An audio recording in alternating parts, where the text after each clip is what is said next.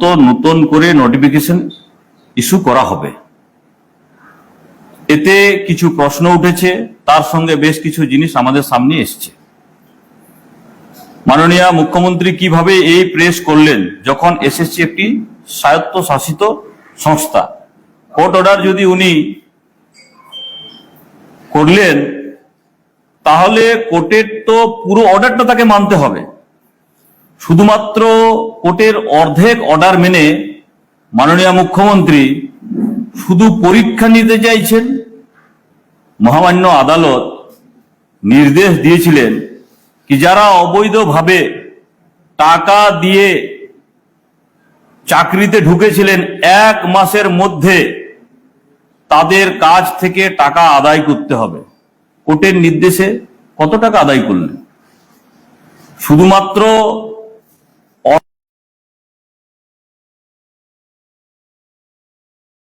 অর্ধেকটা কোর্টের অর্ডার উনি পালন। আপনারা জানেন আগামী 1 বছরের মধ্যেই বিধানসভা নির্বাচন আছে, আর বিধানসভা নির্বাচনে টাকা তোলার একটা বড় ফন্দি উনি বের করে ফেলেছেন। কি করেছেন? কি শিক্ষকের জন্য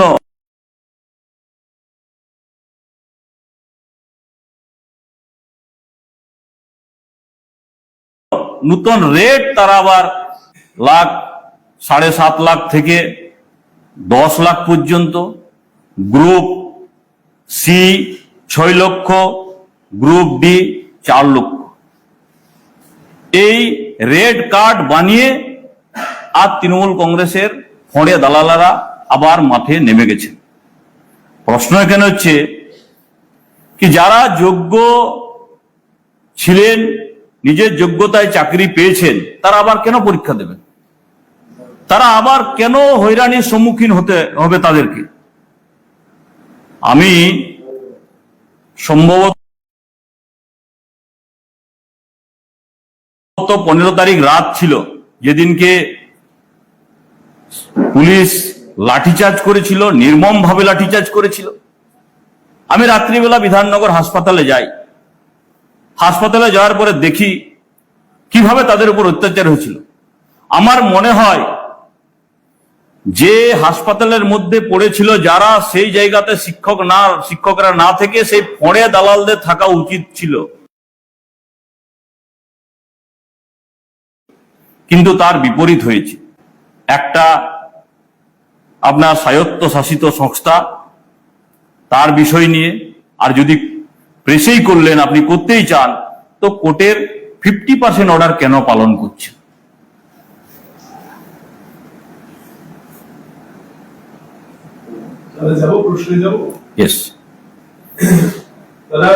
স্বাস্থ্য থেকে শিক্ষা আন্দোলনে জেরবার রাজ্য, এই যে একটা ড্যামেজ তৈরি হয়েছে, এই ড্যামেজ কন্ট্রোল করতে কি সরকার আদৌ পারবে লোকসভা নির্বাচনের আগে?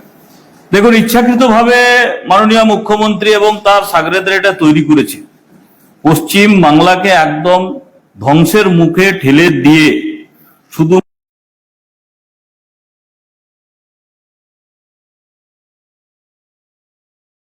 মাত্র পকেট ভরা এবং নিজেদের যে সিন্ডিকেট তৈরি করে ফেলেছে সব জায়গাতে, এবং সিন্ডিকেটের মধ্যে যারা তাদের ফোঁড়ে দালালেরা আছে, যারা ভোট ম্যানেজ করে, তাদের ব্যবস্থার জন্য এই পরিস্থিতি তিনি করেছেন।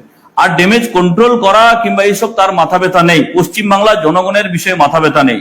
একটাই উদ্দেশ্য, কোন রকম করে ভোটে জেতা এবং তার যে ফোঁড়ে দালালরা আছে তাদের পকেট ভর্তি করা। আরেকটা বিষয় যেটা, সেটা হচ্ছে যে মমতা বন্দ্যোপাধ্যায় বার্তা দিলেন গতকাল, আপনি যেটা বলছিলেন, তারপরে চাকরি হারা কর্মচ্যুত যারা শিক্ষক শিক্ষিকা তারা কিছুক্ষণ আগে সাংবাদিক সম্মেলন করেছিলেন এবং তারা আবার বললেন যে দীর্ঘ সময় ধরে তারা পড়াশোনার মধ্যে নেই, সিলেবাস সম্পর্কে তারা জানেন না, এই মুহূর্তে পরীক্ষায় নতুন করে বসতে হলে তাদের জন্য তো সেটা ভীষণ উদ্বেগের। আমাদের কাছেও তো সেই প্রশ্নটাই আছে, আমরাও তো সেই প্রশ্নই করছি। আমরা বলছি কেন হয়রানির সম্মুখীন হবে তারা? মহামান্য আদালত যখন আপনাকে নির্দেশ দিয়েছে কি যারা বৈধ তাদের আলাদা তালিকা করুন, যারা অবৈধ তাদের আলাদা তালিকা তৈরি করুন, এবং অবৈধভাবে যারা চাকরিতে ঢুকেছে 1 মাসের মধ্যে তাদের কাছ থেকে টাকা আদায় করুন, কই সেটা তো আপনার তো কর্ণপাত হলো না। আপনি শুধুমাত্র লেগে আছেন, তার মানেটা হচ্ছে পুনরায় টাকা তোলার একটা ব্যবস্থা, সামনে নির্বাচন, এবং উৎসবের সঙ্গে আপনার যারা ফোঁড়ে দালালরা ভাইয়েরা আছে তারা এটাকে পালন করবে, এটাকে উৎসব দেখতে পাচ্ছে, আবার একটা ব্যবস্থা পাচ্ছে। যদি বলেন আগামীকাল নরেন্দ্র মোদী সভা করছেন, তার একাধিক কর্মসূচি রয়েছে, তার আগে উত্তরবঙ্গ উন্নয়ন মন্ত্রী উদয়ন গুহ খুব অনভিপ্রেত কয়েকটা শব্দ বলেছেন। যিনি আগে গরম চায়ের ব্যবসা করতেন, তিনি এখন সিঁদুরের ব্যবসায় নেমেছেন। এই যে বক্তব্য, দেখুন, একজন অযোগ্য মন্ত্রী মন্ত্রিসভার সদস্য হয়েছেন, তার বাবাকে উত্তরবঙ্গের মানুষ যথেষ্ট শ্রদ্ধা করতেন, কিন্তু আপনারা জানেন কি সবসময় সুযোগ্য পুত্র হয় না। মাননীয় মুখ্যমন্ত্রীকে জবাব দিতে হবে এটার জন্য। একদিকে অভিষেক ব্যানার্জিকে পাঠিয়েছেন সন্ত্রাসের বিরুদ্ধে, যে ভারতীয় টিম গেছে সেই টিমের সদস্য হিসেবে, আর একদিকে প্রশ্ন তুলছেন এবং উল্টোপাল্টো কথা বলছেন। এটা ক্লিয়ার তো মাননীয় মুখ্যমন্ত্রী মমতা ব্যানার্জিকেই দিতে হবে, তার ক্যাবিনেটের সদস্য উনি হচ্ছেন। মন্ত্রীর পদে থেকে এই ধরনের মন্তব্য করা যায়, যেখানে সিঁদুর নিয়ে। এটাই তৃণমূল কংগ্রেসের আচরণই হচ্ছে এরকম। তারা সবসময় দুটো চরিত্র সঙ্গে নিয়ে চলে, আর এই দুটো চরিত্র বাংলার মানুষ দেখতে পাচ্ছে, বাংলার মানুষ ধরেও ফেলেছে তাদের। প্রধানমন্ত্রী নরেন্দ্র মোদী কিছুক্ষণ আগে একটি টুইট করেছেন, তিনি আগামীকাল রাজ্যে আসছেন এবং রাজ্যের যে বর্তমান পরিস্থিতি এবং যেভাবে করাপশন হচ্ছে এবং রাজ্যের আইন শৃঙ্খলা অবনতি, সেটা নিয়ে উল্লেখ করেছেন সেই টুইটে। এবং সেই টুইটের পাল্টা আবার তৃণমূল একটি টুইট করেছে, যেখানে পরিযায়ী পাখি হিসেবে উল্লেখ করা হচ্ছে। সেখানে বলা হচ্ছে যে মাইগ্রেন্ট বার্ডস যেরকম আসে হঠাৎ করে তারা চলে যায়, সেরকম ভাবে উল্লেখ করা হচ্ছে।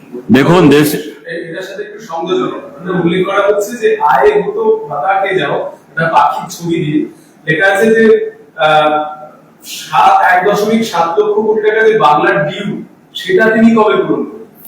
দেখুন, প্রথম কথা হচ্ছে দেশের প্রধানমন্ত্রী দেশের জন্য সবসময় ব্যস্ত থাকেন। আমি মাননীয় মুখ্যমন্ত্রীর কাছে জিজ্ঞেস করব, আমি যে জেলাতে বসবাস করি, যে পুরুলিয়া, সে জঙ্গলমহল, 1 বছর ধরে তো আপনাকে দেখতে পাওয়া যায় না, শুধু ভোটের সময় আপনি যান, তাহলে আপনাকে কি বলবো আমরা, কি প্রশ্ন করবো? উত্তরবঙ্গের লোক তো আপনাকে দেখতে পাই না। সামনে দাঁড়ান, পশ্চিম বাংলাটাকে কি তৈরি করেছেন, আর যত টাকা দেওয়া হয়েছে ভারত সরকার থেকে তার হিসেব কে দেবে? শুধুমাত্র নেব, কোনো হিসেব দেব না, এটা হতে পারে না। জনগণের টাকা, জনগণ হিসেব চাই। আপনারা শুধু দিল্লির থেকে নিয়ে আসবেন,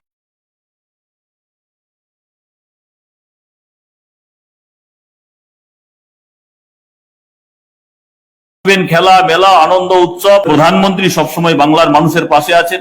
যখন যখন বাংলার মানুষ চাই মাননীয় প্রধানমন্ত্রী উপস্থিত হন, বাংলার মানুষের সঙ্গে সবসময় আছেন মাননীয় প্রধানমন্ত্রী। আপনারা বলছেন যে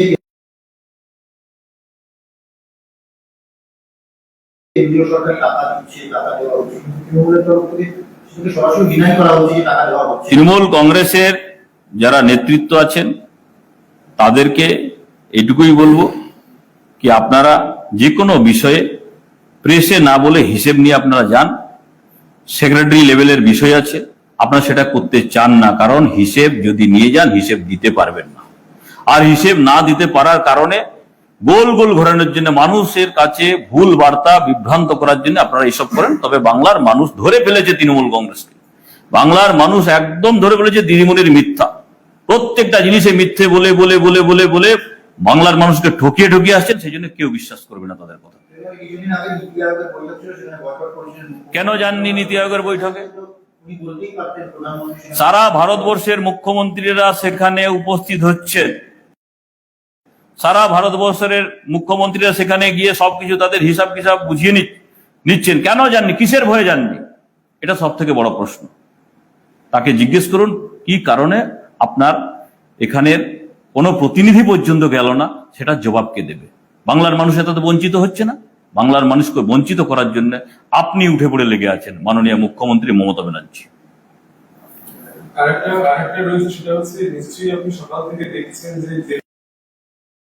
যেভাবে আগামীকাল সভাস্থলের যেখানে প্রধানমন্ত্রী আসবেন, তৃণমূল কংগ্রেস সেখানে পতাকা লাগাচ্ছে। আজকে সকাল থেকে তৃণমূলের তরফ থেকে আলিপুরদুয়ারের উন্নয়ন কিভাবে মুখ্যমন্ত্রী করেছেন তার ঢালাও বিজ্ঞাপন। দেখুন কি আছে, এটা ভারতীয় জনতা পার্টির উত্থান জবের থেকে হয়েছে পশ্চিমবাংলায়। এই কালচার তারা শুরু করেছে। তারা গণতন্ত্রে বিশ্বাসী নয়, তারা এরকম জোর জুলুম করে ভাবছে জিতে যাব, সম্ভব নয়। এর আগে দেখেছেন প্রায় 350 ভারতীয় জনতা পার্টির কার্যকর্তাকে বিভিন্ন জেলাতে হত্যা করেছে, মারপিট করেছে, কেস দিয়েছে, তাতেও দমাতে পারেনি। এখন লাস্ট একটা চেষ্টা করছে, 2-4 মাস আছে, যদি পতাকা লাগিয়ে কিছু করতে পারে যায়, কিন্তু আর সম্ভব নয়। কারণ পশ্চিমবাংলার মানুষ এদের যে ছল কপট, এদের যে বদমাশি, সেটা সব কিছু ধরে ফেলেছে। সেই জন্য কিচ্ছু করে কোনো লাভ হবে না। পশ্চিমবাংলার উন্নয়ন যদি একমাত্র করতে পারে সেটা হচ্ছে ভারতীয় জনতা পার্টি। আর ভারতীয় জনতা পার্টি যেরকম অন্যান্য রাজ্যের বিজেপি শাসিত রাজ্যের উন্নয়ন করছে সেইভাবেই করবে। তৃণমূল কংগ্রেস নরকে পরিণত করে দিয়েছে পশ্চিমবাংলাকে।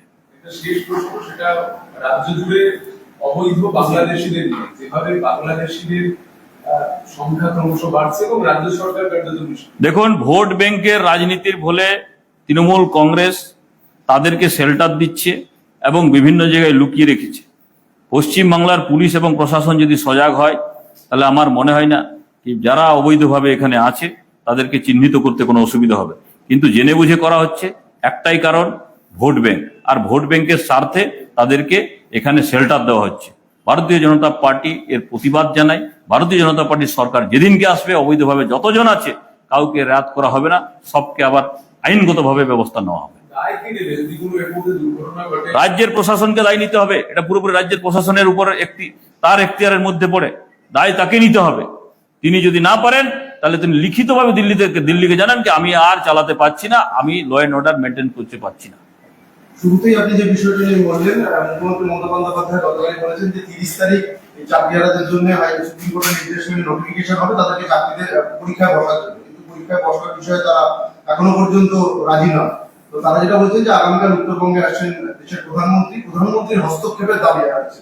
এই বিষয়ে কি আপনারা তাদের সঙ্গে কথা বলে কোনোভাবে দেখা করার ব্যবস্থা? দেখুন, তারা দাবি জানাতেই পারেন, এটা স্বাভাবিক আছে। কিন্তু মাননীয় মুখ্যমন্ত্রী, রাজ্যের প্রশাসন যদি চাইতো তাহলে এতদূর গড়াতই না।